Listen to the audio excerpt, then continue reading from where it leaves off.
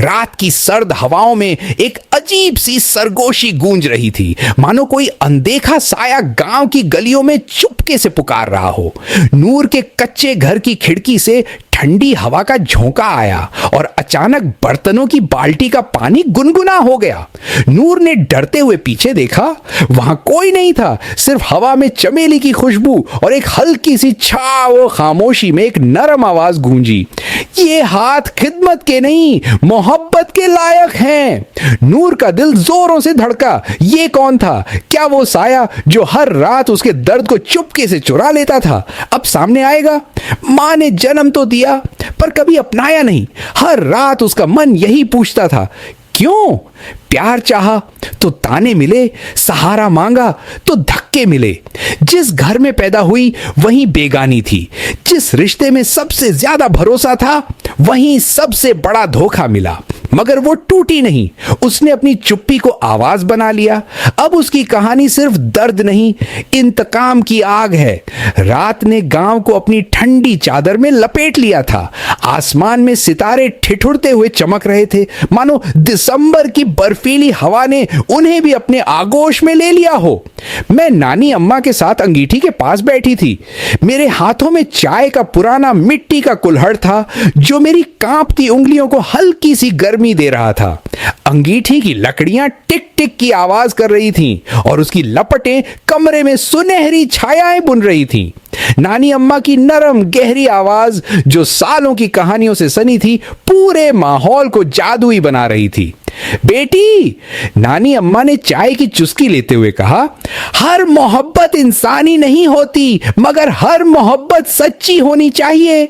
उनकी बात मेरे दिल में सुई सी चुभ गई। मैंने हैरानी से पूछा, कैसी बात कर रही हैं नानी अम्मा? उन्होंने आंखें मूंदी जैसे पुरानी यादों की गलियों में उतर रही हो। फिर बोली, ये मेरे बचपन का किस्सा है बेटी। हमारे गांव में एक लड़की थी, नूर। उसकी आंखों में चांद सा नूर था और मुस्कान ऐसी कि दिल को सुकून देती। मगर तकदीर ने उसका साथ नहीं दिया। छोटी सी उम्र में यतीम हो गई। उसके बाबा नईम, जो गांव के इज्जतदार इंसान थे, उसे पालते थे, लेकिन वो अक्सर परदेस रहते, व्यापार के सिलसिले में। उनकी बीवी खाला जुबैदा नूर पर जुल्म के पहाड़ तोड़ती थी। नानी अम्मा की आवाज में दर्द उभर आया, जैसे वो पुराने जख्म फिर से हरे हो गए हों। मैंने चादर समेटते हुए पूछा, फिर क्या हुआ नानी?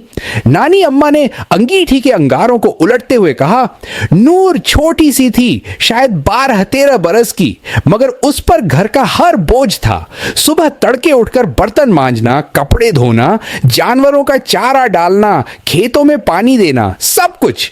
दिन रात मेहनत में गुजरते। मोहल्ले वाले जानते थे कि उसके साथ जुल्म हो रहा है, मगर खाला जुबैदा का रौब ऐसा कि कोई कुछ ना बोलता। लोग चुपके से तरस खाते, मगर बस इतना ही। मैं नूर की गलियों में खो गई, मानो उसके छोटे छोटे कदमों का बोझ मेरे कंधों पर भी आ पड़ा हो। नानी अम्मा ने आगे कहा, नूर मेरी दोस्त थी। मैं जब उसके घर जाती, वो सर्दी में कांपते हाथों से बर्तन धो रही होती। बाहर बर्फ जमी होती और वो ठंडे पानी में उंगलियां डुबोए काम करती। खाला जुबैदा गर्म कमरे में रजाई में दबकी हुक्का गुड़गुड़ाती रहती।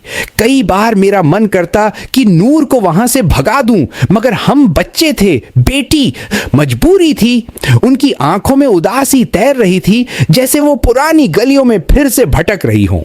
मैंने धीरे से पूछा, क्या नूर कभी खुश रही नानी? नानी अम्मा ने हल्की सी मुस्कान के साथ कहा, मोहब्बत हर दर्द की दवा है बेटी। नूर की जिंदगी में एक अजीब सी मोहब्बत ने दस्तक दी, जो इंसानी न थी मगर सच्ची थी। मेरा दिल जोरों से धड़कने लगा। कैसी मोहब्बत नानी अम्मा? उन्होंने गहरी सांस ली और बोली, एक सर्द रात थी बेटी। खाला जुबैदा ने अपने भाई की खातिर बड़ी दावत रखी थी। गांव के बड़े बड़े लोग आए, खाना हुआ, हंसी मजाक हुआ और फिर सब मेहमान गर्म रजाइयों में दबक गए। नूर अकेली किचन में थी। बाहर बर्फ पड़ रही थी और उसके सामने बर्तनों का ढेर था। पानी इतना ठंडा कि उंगलियां सुन्न पड़ जाएं। वो चुपचाप काम करती रही जैसे हर रात करती थी। तभी उसकी बाल्टी का पानी गर्म होने लगा। नूर ने हैरानी से देखा, कोई आग नहीं, कोई चूल्हा नहीं, पानी अपने आप गुनगुना हो गया। मैं सहम सी गई। नानी अम्मा ने आगे कहा। नूर डर गई। उसने पीछे मुड़कर देखा मगर वहां कोई न था। तभी उसके कंधे पर हल्की सी छुअन हुई, जैसे किसी ने प्यार से थपथपाया हो। वो घबराई मगर वहां सिर्फ हवा थी। फिर एक नरम सी सरगोशी गूंजी, ये हाथ खिदमत के नहीं, मोहब्बत के लायक हैं। मेरा दिल धक धक कर रहा था। नानी अम्मा की आवाज में जादू था, जैसे वो मुझे नूर की उस रात में ले गई हो। नूर ने अपने हाथ देखे, उनमें हल्की सी गर्मी थी, जैसे किसी ने प्यार से सहलाया हो। हवा में एक अजीब सी खुशबू फैल गई, जैसे चमेली और गुलाब का मेल। वो खामोश हो गई। अंगीठी की टिक टिक तेज हो रही थी। मैंने बेचैनी से पूछा, नानी फिर क्या हुआ? उन्होंने चमकती आंखों से कहा, बेटी ये तो बस शुरुआत थी। नूर की तकदीर उस दुनिया से जुड़ रही थी जहां मोहब्बत की हिफाजत होती है। अंगीठी की लपटें कमरे में नाच रही थीं और नानी अम्मा की आवाज मेरे दिल में गहरे उतर रही थी। उनकी चमकती आंखों में उदासी और मुस्कान एक साथ थीं, जैसे वो नूर की कहानी को फिर से जी रही हों। बेटी, उन्होंने कहानी आगे बढ़ाई, जिस रात नूर के हाथों पर उस अनदेखे ने प्यार से छुआ, वो रात उसकी जिंदगी का मोड़ बनी। नूर में एक अजीब सा हौसला जागा, जैसे किसी ने उसके दिल में चिराग जलाया हो। मैं बेचैन होकर पूछ बैठी, नानी क्या नूर ने उस साए को देखा? नानी अम्मा ने गहरी सांस ली। पहले नहीं बेटी, मगर उसे एहसास होने लगा कि वो अकेली नहीं है, कोई हर पल उसके साथ था। जब वो ठंडे पानी में बर्तन धोती, पानी गुनगुना हो जाता। जब वो भारी बोझ उठाती, वो अपने आप हल्का हो जाता। उसके आंसू चुपके से पोंछे जाते, जैसे कोई अदृश्य हाथ उसका दर्द चुरा लेता हो। खाला जुबैदा का जुल्म बरकरार था। बर्तनों का ढेर, कपड़ों का अंबार और घर का हर काम। नूर के नाजुक कंधों पर हर दिन नया बोझ लादा जाता, मगर अब उसमें एक खामोश हिम्मत थी। नानी अम्मा ने अंगीठी की आग को छेड़ते हुए कहा, एक दिन नूर दौड़कर मेरे पास आई। उसके चेहरे पर डर और खुशी का मेल था। उसने कांपती आवाज में बताया कि रात को बर्तन धोते वक्त उसने फिर वही सरगोशी सुनी, ये हाथ मोहब्बत के लायक हैं। और इस बार उसने हवा में एक हल्का सा साया देखा, जैसे कोई धुंध में लिपटा हो। नानी अम्मा की आंखें भीग गईं। मैंने नूर को गले लगाया और समझाया कि कुछ मोहब्बतें बेजिस्म होती हैं बेटी, वो बस एहसास बनकर आती है। मगर नूर का दिल बेचैन था। वो समझ नहीं पा रही थी कि ये साया उसका दोस्त है या कोई और। अगली रात नूर फिर किचन में थी। ठंडी हवाएं खिड़कियों से टकरा रही थीं। उसने फिर वही खुशबू महसूस की और बाल्टी का पानी गर्म हो गया। इस बार उसने हिम्मत जुटाई और धीरे से पुकारा, कौन हो तुम? जवाब में एक साया उभरा, लंबा, मजबूत, मगर चेहरा धुंध में छुपा। वो कुछ कहने को झुका, मगर तभी तेज हवा का झोंका आया और साया गायब हो गया। नूर ने उस रात कुरान खोला। उसकी छोटी सी हथेलियों में किताब कांप रही थी। वो रोते रोते दुआ मांगने लगी, या अल्लाह, अगर ये तेरा फरिश्ता है तो मेरे लिए खैर का जरिया बना, अगर शर है तो मुझे बचा ले। उसी रात ख्वाब में एक नूरानी साया आया। उसकी आवाज में सुकून था। नूर, उसने कहा, मैं तेरा मुहाफिज हूं, मैं बस तुझे खुश देखना चाहता हूं। सुबह नूर का दिल सुकून से भरा था। उसकी आंखों में एक नई चमक थी, जैसे उसे कोई ताकत मिल गई हो। मगर खाला जुबैदा को नूर की ये बेखौफ मुस्कान खटकने लगी। उसने मोहल्ले की औरतों से मशवरा किया। किसी ने कहा, शायद साया है। किसी ने चुपके से फुसफुसाया, नूर पर कोई जादू है। खाला जुबैदा ने फौरन एक सख्त आमिल को बुलवाया, जो जन्नात को काबू करने के लिए मशहूर था। मैं डर से कांप उठी। नानी, फिर क्या हुआ? नानी अम्मा ने सरगोशी में कहा, बेटी, यहीं से नूर की कहानी ने नया रुख लिया। वो साया, उसका मुहाफिज, अब खामोश न रहने वाला था। एक रात को खाला जुबैदा ने नूर को एक छोटे से कमरे में कैद कर दिया। कमरे की दीवारें पुरानी थीं और हवा सीलन की गंध लिए थी। आमिल ने जमीन पर दायरे बनाए, काली शमाएं जलाईं और मंत्रों का शोर मचाया। नूर अंदर बैठी आयतुल कुर्सी पढ़ रही थी। उसकी आवाज कांप रही थी। आमिल ने खौफनाक लहजे में चिल्लाया, साया सामने आ। तभी दीवारों से एक गहरी गूंज उठी, ठंडी हवा का झोंका आया और आमिल के सामने एक साया उभरा। मैंने बेकरारी से पूछा, नानी वो वही था? नानी अम्मा ने सिर हिलाया, हाँ बेटी, वो नूर का मुहाफिज जियान था। पहली बार इंसानी आंखों के सामने आया। उसका वजूद नूर और धुंध का मेल था। उसकी आंखों में गहरी नरमी थी, जैसे सारी कायनात का प्यार उनमें समाया हो। आमिल ने हुक्म दिया, नूर को छोड़ दो वरना जला दूंगा। जियान की आवाज गूंजी, मैं नूर को तकलीफ नहीं होने दूंगा, चाहे मेरी जान चली जाए। आमिल ने अपना अमल तेज किया। काला धुआं फिजा में घुलने लगा। जियान की शक्ल धुंधलाने लगी, मगर वो डटा रहा। तभी उसने जोर से कलमा पढ़ा, ला इलाहा इल्लल्लाह मुहम्मदुर रसूल अल्लाह। एक चमकती रोशनी फूटी, इतनी तेज कि आमिल पीछे हट गया। शमाएं बुझ गईं, तावीज राख हो गए। जियान ने पुकारा, नूर डर मत, मैं तुझे बचाने आया हूं। कमरे का दरवाजा अपने आप खुल गया। नूर दौड़कर जियान के पास पहुंची। दोनों ने एक लम्हे के लिए एक दूसरे को देखा, जैसे सारी दुनिया रुक गई हो। फिर धुंध छा गई और वो दोनों गायब हो गए। उस रात गांव में सिर्फ तेज हवाओं की साएं साएं और शमाओं की चटचटाहट गूंजी। नानी अम्मा खामोश हो गई। मेरा दिल सवालों से भरा था। नानी फिर क्या हुआ? नानी अम्मा ने गहरी सांस ली। बेटी, ये तो बस इब्तिदा थी। जियान नूर को ले गया, मगर गांव हिल गया। किसी ने कहा नूर पर जन्न का साया है, किसी ने कहा वो मर गई। खाला जुबैदा ने शोर मचाया कि नूर भाग गई, मगर हकीकत ये थी कि नूर एक ऐसी मोहब्बत में बंध चुकी थी जो इंसानों की समझ से परे थी। नूर ने जब होश संभाला तो वो एक अजीब दुनिया में थी। चारों तरफ रोशनी थी, न सूरज न चांद, बस सुकून भरी फिजा। जियान ने उसे एक बाग में बिठाया। वहां महकते दरख्त थे, नरम हवाएं थीं और गहरी खामोशी। जियान अब इंसानी शक्ल में था, सुरमई आंखें, नरम चेहरा और आवाज में गहरा सुकून। उसने कहा, नूर ये मेरी दुनिया है। तू चाहे तो अपनी दुनिया लौट सकती है या मेरे साथ रह सकती है। नूर की आंखों से आंसू छलके, मगर ये दुख के नहीं, मोहब्बत और सुकून के थे। उसने कहा, मैं तुम्हारे साथ रहूंगी जियान, मगर अल्लाह की रजा के साथ। जियान ने हाथ उठाए, हम अल्लाह को गवाह बनाकर निकाह करेंगे। उसी बाग में बिना काजी बिना गवाह, सिर्फ अल्लाह की हाजिरी में नूर और जियान ने मोहब्बत और वफादारी का वादा किया। हवाएं जैसे उनके लिए दुआएं गा रही थीं।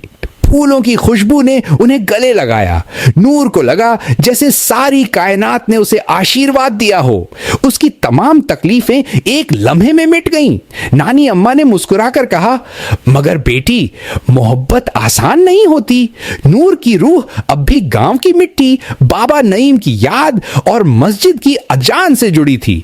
उनकी मोहब्बत को अभी आजमाइशें झेलनी थीं। नूर को गांव की याद सताती थी। वो बाग में बैठकर चुपके से मस्जिद की अजान की आवाज को याद करती। जियान उसकी तड़प देखता, मगर चुप रहता। एक दिन उसने कहा, नूर, मैं तुझे एक बार गांव ले चलूंगा, मगर यह सफर आसान नहीं। नूर ने दुआ मांगी और जियान के साथ लौट आई। 14वीं की रात थी। चांद अपनी पूरी शान में चमक रहा था। गांव की गलियां सर्द हवा से भरी थीं। नूर ने अपने कच्चे घर को देखा। उसकी आंखें भीग गईं। खाला जुबैदा अब अकेली थी। उसकी दुनिया उजड़ चुकी थी। बाबा नईम ने उससे रिश्ता तोड़ लिया था, मगर उसकी नफरत बाकी थी। नूर ने दूर से उसे देखा।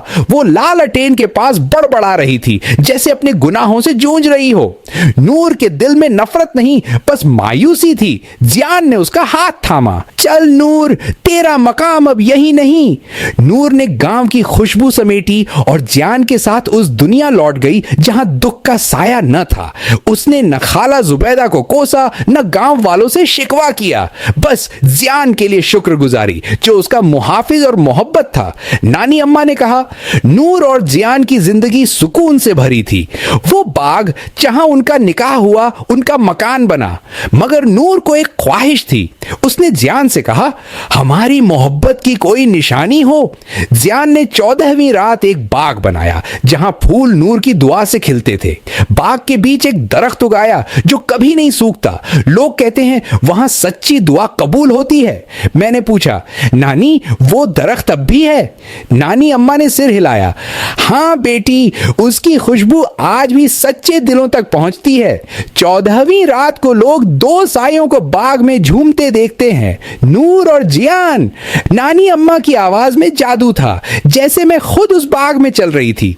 बेटी, वो बोली, मोहब्बत कभी फना नहीं होती, चाहे इंसान की हो या जन्न की। मगर नूर और जियान की मोहब्बत को आजमाइशें झेलनी पड़ी। जियान की दुनिया ने उनकी मोहब्बत को कबूल न किया। कबीले के बड़ों ने गुस्से में कहा, जियान, तूने हमारा कानून तोड़ा। इंसान और जन्न का रिश्ता नाकाबिल है। नूर को छोड़ दो, वरना दुनिया छोड़नी पड़ेगी। जियान ने नूर का हाथ थामा और बोला, मैंने अल्लाह के नाम पर नूर को अपनी अमान दी। मैं अपनी दुनिया छोड़ सकता हूं, मगर नूर को नहीं। उसकी बात ने सबको हिला दिया। उस रात बादल छाए, हवा में हलचल मची। नूर और जियान बाग में दुआ मांग रहे थे। अचानक फिजा में नूरानी चमक उभरी, जैसे आसमान से रहमत बरसी। एक आवाज गूंजी, अल्लाह के नाम की मोहब्बत को कोई फना नहीं कर सकता। कबीले के बुजुर्ग खामोश हो गए। नूर और जियान ने अपने बाग में नई जिंदगी शुरू की, जहां मोहब्बत ही कानून थी। कुछ अरसे बाद नूर बीमार पड़ी। उसका चेहरा मुरझाने लगा, जैसे उसकी रूह मिट्टी की तरफ बुलाई जा रही हो। जियान ने हर दुआ, हर दवा आजमाई, मगर नूर का जिस्म इंसानी दुनिया की सख्तियों में पला था। नूर ने जियान का हाथ थामा और कहा, मोहब्बत कैद नहीं होती। अगर मेरी रूह आजाद हो, मैं तुझे कभी न छोड़ूंगी। एक 14वीं रात बाग की हवाएं खुशबू से भरी थीं। नूर ने जियान के सीने पर सिर रखा, मुस्कुराई और आखिरी सांस ली। मेरा बाग संभालना, उसने कहा। सच्ची मोहब्बत की दुआएं कबूल करना। नूर की रूह रुखसत हुई, मगर उसकी खुशबू बाग की हर कली में समा गई। जियान ने बाग के बीच उसकी कब्र बनाई। चारों तरफ फूलों का हाला, सिरहाने वो दरख्त जो उनकी मोहब्बत की निशानी था। हर 14वीं रात जियान कुरान पढ़ता, नूर की दुआ को जिंदा रखता। नानी अम्मा ने मेरे हाथ पर हाथ रखा। बेटी, वो बाग आज भी है। उसकी खुशबू सच्ची दुआओं तक पहुंचती है। 14वीं रात 2 साए चांदनी में झूमते दिखते हैं। नूर और जियान। सच्ची मोहब्बत अल्लाह के वादे से अमर होती है। अंगीठी की टिक टिक गूंज रही थी। मेरे दिल में सुकून उतरा, जैसे नूर और जियान की चांदनी मेरे साथ थी।